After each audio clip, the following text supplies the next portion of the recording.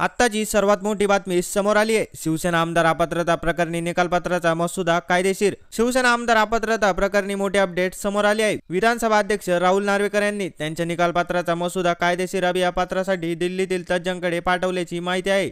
तसेच येत्या 10 जानेवारीपर्यंत या प्रकरणी निकाल देण्याचे आदेश सर्वोच्च न्यायालयाने दिले आहेत। सर्वोच्च न्यायालयाच्या निर्देशानुसार विधानसभा अध्यक्ष राहुल नार्वेकरांना शिवसेना आमदार अपात्रता प्रकरणी 10 जानेवारीपर्यंत निकाल जाहीर देणे अनिवार्य असणार आहे। त्यामुळे विधानसभा अध्यक्ष 10 जानेवारीपर्यंत वाट न पाहता आज किंवा उद्यापर्यंतच निकाल जाहीर करू शकतात, अशी शक्यताही राजकीय वर्तुळात वर्तवली जात आहे।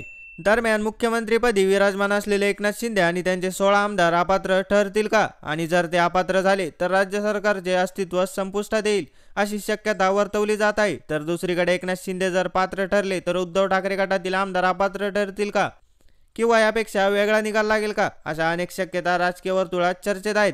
विधानसभा अध्यक्ष राहुल नार्वेकर आणि मुख्यमंत्री एकनाथ शिंदे यांच्यात रविवारी वर्षा बंगल्यावर चर्चा झाली।